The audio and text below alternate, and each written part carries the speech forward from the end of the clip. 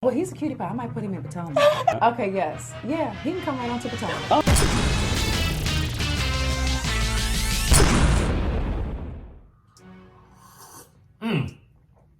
What's up, y'all? It's your boy Richie Scott back with another video, and I'm back with this good tea right here.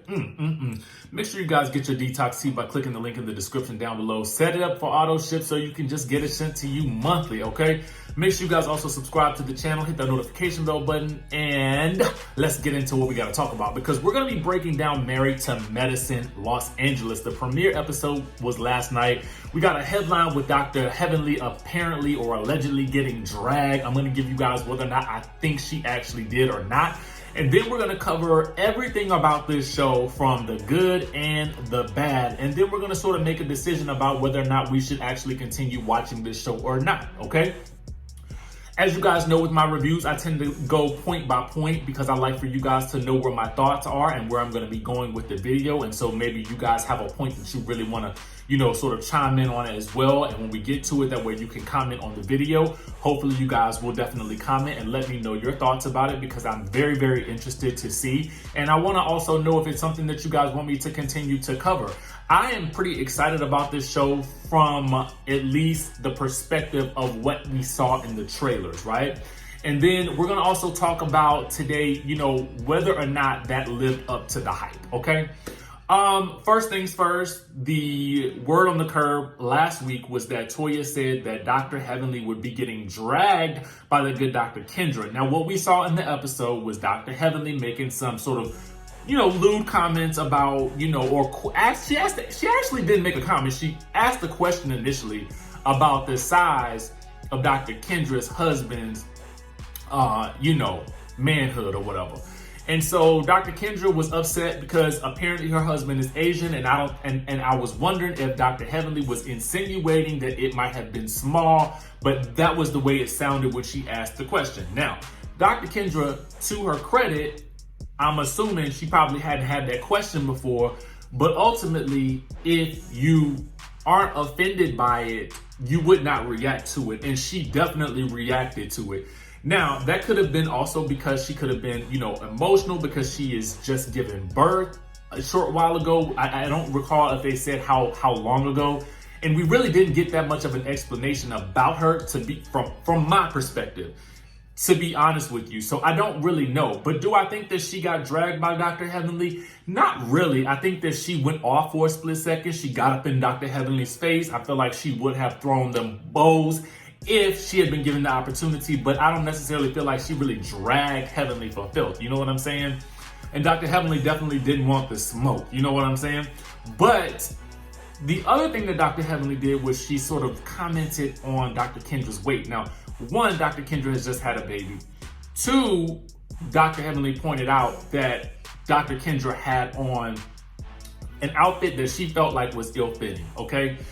It was a midriff shirt under like a little jacket or camisole or whatever you call that. And it had her stomach showing or whatever. And she's a thicker girl, so I felt like, that was sort of an obvious jab. Let me ask you guys a question. Comment down below if you guys had an issue with what Dr. Kendra had on. If you felt like it was ill-fitting, if you didn't see anything wrong with it, I am interested to know what the majority of you guys think about it. Now, I want to go ahead and I want to say this though. I would be remiss without saying that Dr. Heavenly said she did apologize in the episode last night, and she did apologize on her YouTube channel. I watched her YouTube channel this morning, and she was profusely apologetic about the entire situation, from asking about the husband and his manhood to even the comments about her weight. So you guys can check out Dr. Heavenly's video. And actually, I really love when Dr. Heavenly does her videos, because I feel like it keeps people talking about the things that we love. You know what I'm saying? And the more people that we have talking about, the more YouTubers we have talking about specific shows, the better it is for all of us, because that means that these things rank higher in search results. So that means that more people begin to get interested in it. So that's kind of what I'm hoping for with this particular show. But I want to talk to you guys about the good and the bad with this show. And unfortunately, we're going to start with the bad because I want to end with the good, if that makes any sense. I'd rather end on a high note than end on the bad, okay? And this is just me and my critical eye looking at this show from a viewer's perspective, okay? Now, Just to sort of give you guys a recap, we're going to talk about the cast and then we're going to go into the bad. We have Dr. Britton returning. She's an anesthesiologist. We have Dr. Imani, who is a psychiatrist. She is returning as well. Then we also have Dr. Kendra, who is new, who is an OBGYN, who has just recently had a baby. We also have Jasmine, who is coming back. Last time, Jasmine was just in the friend role. And this season, she's actually back in as a main role and kind of like really with her face in the front of this whole situation. And we have Shanique, who is, she's also a wife of a doctor. And then we have Leah, who is a wife of a doctor as well. Now, during this episode, it focused heavily on, I feel like it focused heavily on Dr. Britton, Dr. Imani, and Jasmine. And it makes the most sense because those are the ones who are returning. And we got a lot of Shanique sprinkled in there, but we'll touch on her in a bit. Now let's get into the bad with this show. Now, first things first, since I just talked about the cast, let's talk about the cast, okay? To me, the cast is lacking the dynamic personalities that make the Atlanta cast so great. And I just have to say that, and I probably would not say that, except that the Atlanta cast took over this episode, okay? And when I say they took it over, their presence was felt, I would probably say far more so than what the actual LA cast gave us last night. And I don't know if that's the fault of the producers. I don't know what it was. I don't know if it was a blatant attempt at sort of garnering interest and views for this show by bringing in the Atlanta cast and featuring them so heavily. I'm not really sure. I don't know that I would have done it that way. I probably would have started it more focused on all of the ladies of this cast and then bringing the Atlanta cast in at the back half of the episode and maybe even right at the end so that we really get an idea of who these ladies actually are, so that when certain things happen, even in this episode, we feel more invested in the ladies of the show than we did in this particular episode, okay? And I'll tell you guys what I mean by that. We weren't truly given enough of Dr. Kendra to really that much care that Dr. Heavenly was shading her, because I felt like she really wasn't a main focus of this episode until that moment. You know what I mean? So I felt like that was kind of a wasted moment. Like we really didn't get a big payoff for that whole thing to explode. And I felt like it would have played better if we had gotten more Kendra in the beginning. You know what I mean? And if that whole situation with Dr. Heavenly had maybe happened like right at the start of it, might have been the end of that first episode. And then we went into the next episode with the finale of that fight, right? To me, speaking of cast, we are missing Asha Kamali, okay? Now, you guys may recall Asha was on the show last year, and she was really introduced to us first after Dr. Britton. Dr. Britton brought Asha over to meet the ladies of Married to Medicine Atlanta last season at the beginning of that first episode. And then we also saw events with Asha, and then we saw the fallout of her friendship with Shanique when Shanique brought in her Larry, who is Asha's, I guess, husband, her ex, okay, his ex. So they fell out over that. To me, I'm just gonna go ahead and say this, and maybe it's because Asha is an actress, but I just feel like her personality really shined in that first season, and I felt like they do lose something with this second season without Asha, and that's just me being honest. But I also feel like we have strong enough characters now with Jasmine and Imani, I think sort of taking center stage, that hopefully they can sort of fill in that gap left by Asha and Noelle, which I really felt like there wasn't really as much to her as I would have really liked in the first place. And Noelle was one of the former castmates from season 1, okay? Now, to me, this show is also lacking deep-seated friendships. So to me, what I mean by that is it's lacking some of the inherent drama that comes with having deep-seated relationships. Sure, Dr. Britton and Dr. Imani know each other, but there's no backstory that's, you know, as interesting as what we had with a Quad and a Mariah. You know what I'm saying? I feel like even the friendship that we've come to love, or at least did love, with Dr. Simone and Dr. Jackie, I don't know that we have that. We have that more so with Dr. Britton and Contessa, but I don't necessarily see that sort of bond there with anyone except maybe Jasmine and Shanique. And I can't honestly tell for right now if that's real or if that's put on for the cameras. I don't know. I don't really know. I mean, maybe it's not that it's put on for the cameras, and maybe it's just more that they have bonded as a result of the show, but still it doesn't make for a deep-seated friendship or relationship that we can follow. And thus, when it unfortunately breaks, we're that much interested in either having it come back together or seeing where things go. You know what I'm saying?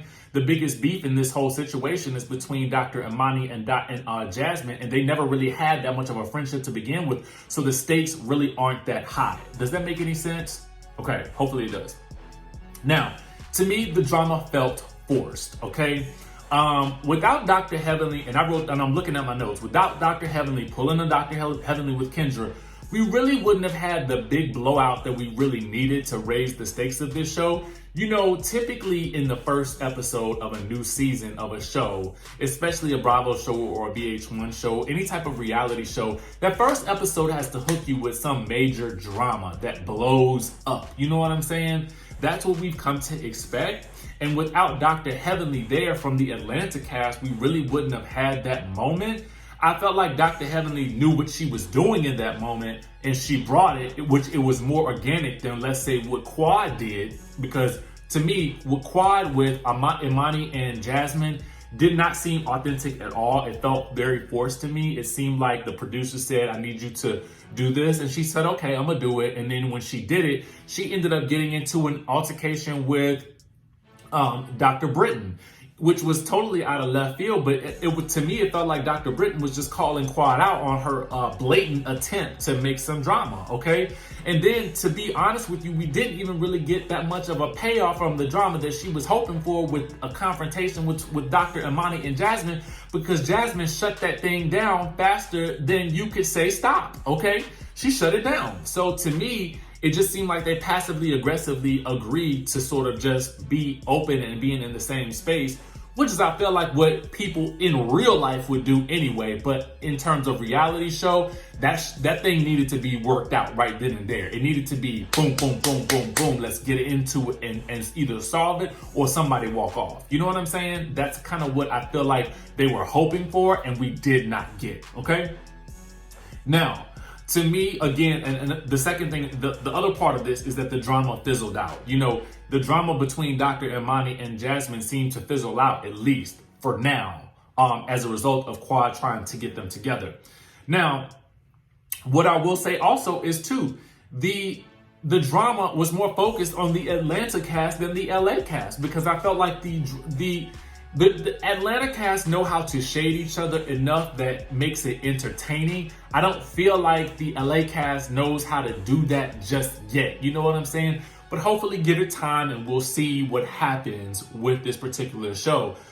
I guess what I was hoping for was a Potomac type situation where those ladies came in shading each other for filth. You know what I'm saying?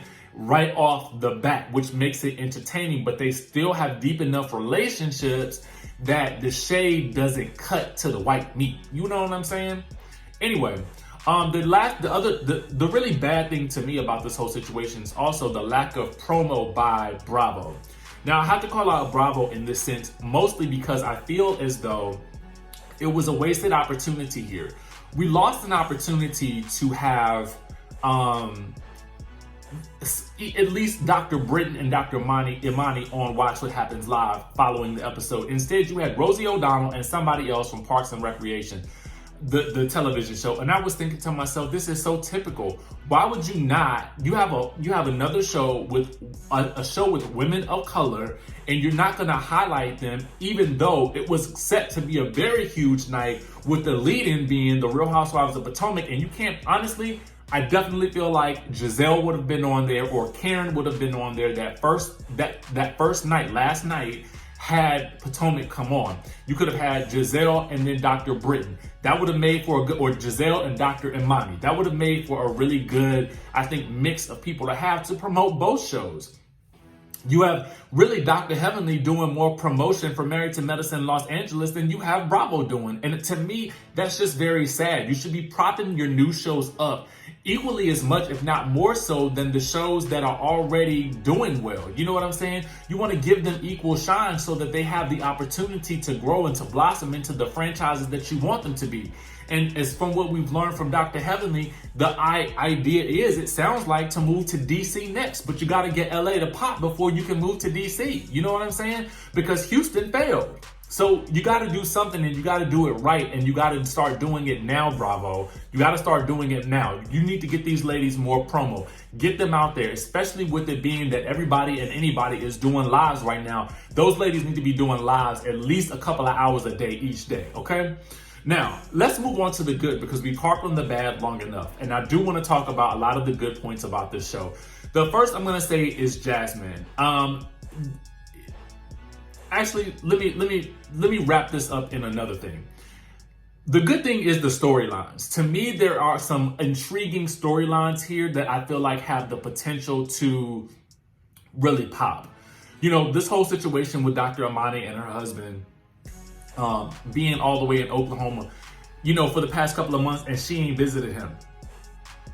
What? How much sense does that make to any of you guys who are watching this? Like, if your partner is in another state for work, and we don't even know what the project is, all we know is that she said a project. What is it? Is it a new album? Is it more music? I mean, is he working with a Kanye and something like that and traveling to Wisconsin or wherever Kanye records?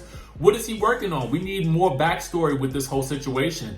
There's intrigue there, but we need more of it. The next thing is Dr. Britton. What the heck is up with her husband sleeping in the other room and these kids in the bedroom? Now, I don't pretend to know what it's like to have kids, but I will say that I don't believe that a husband and a wife should be sleeping in different bedrooms. And if they are sleeping in separate bedrooms, we need to know why. And I'm assuming we're gonna get the layers peeled back on that in future episodes. So I am looking forward to seeing the why that is in future episodes. And we better see it, because I'm gonna have to move that to the bad too, okay? The next thing is Jasmine, okay? Now, I wanted to touch on Jasmine because I feel like Jasmine on this show is a light, right? She's an unexpected light. And what I mean by that is, I feel like we're seeing more of her personality, and it's very effervescent, it's bubbly, it's almost like she doesn't take herself that seriously, but she is a serious businesswoman, we think. But the underlying, there's some undertones of, you know, drug money and stuff like that still linger with regards to her and her husband, whose face they are always blurring out, which is interesting to me because Sutton Strack on The Real Housewives of Beverly Hills was not made into a full-time housewife because she could not show her kids, but this woman can be on television and not show her husband but show her kids and still make it on the cast. That either leads me to believe that there was a shortage of potential castmates, or they found that she surprised them throughout the season. And I'm assuming that's probably more or less what it was. She surprised them throughout the season and really showed some good stuff. And to me, to be quite honest with you, coming from the sort of reality TV world and TV and entertainment news world, I can see why. She has something to her that's very interesting, as does, I would say, Leah, who we did not see enough of. Leah, to me, she has like this energy. Even in those few scenes that she was in with Dr. Amani, I felt like she was giving me, I'm bout it. You know what I'm saying? And I need to see more of that on this show. I need to see more bout it. Even though these women do live in Beverly Hills and such. You know what I'm saying? Dr. Kendra, I feel like we're going to get more of. And I feel like we're going to get more of that feisty personality. I'm hoping. She seems to be very reactionary, which I like. And then we have Shanique, who it seems like the button pusher. You need a character on every show that's going to push the buttons of the other characters in order to make the storyline go round. And I believe that Shanique is going to be that person because she was last year. And Dr. Britton said in an interview that the same person that was causing all the chaos and stirring the pot last year is going to be doing it this year. You need that person, but honestly, you need at least 2 or 3 on a show in order for it to really, really pop the way you want it to pop, okay? You know, I feel like this episode was a restart, even like they reset the table from last season in the sense that I almost feel like they started over, almost like this was season 1. Did you guys kind of get that impression? It almost felt like they took everything away from last season, reused certain parts of it, and sort of made this into a fresh new show. But that's just sort of my thoughts. So I'm kind of looking forward to see how they refreshen the show as we go on and as we have these new characters and get introduced to these new characters as well, okay? And I'm hoping they have some interesting family members as well, kind of like what we got with Mama Lucy, you know, and that sort of thing. And then the other good thing is that I feel like the Atlanta ladies are really rooting for the Los Angeles cast. I don't get the impression that there's any ill will there. I feel like these Atlanta ladies are pushing to make this franchise a success. And to me, that is beautiful. It's a beautiful thing to see. I just need the network to follow suit with the amount of promotion that they're giving these ladies. It can't just be some lives. You got to put them on these major platforms and really get them out there so that the world can see them. Make sure you guys listen. If you haven't checked out the show, the verdict for me is that I'm going to keep watching. I feel like it's piqued my interest enough for me to continue watching, to continue reviewing. Unless it falls off at some major point, then I won't cover it. But otherwise, right now, we're going to stick to it. I will place a link because you can watch the entire episode down below for free on Bravo's YouTube page. So just click down below if you haven't seen the episode yet. I try not to give away that much in terms of little things that happen because I kind of wanted to do the review a little bit differently than how I typically do it, but still giving you guys all the points that I typically cover. But let me know if you guys feel the same way, if you're going to continue to watch it, if this review was helpful for you. I would love to hear more of your feedback. Make sure you guys hit that subscribe button down below, hit that notification bell button, and of course, I will see you in the next video.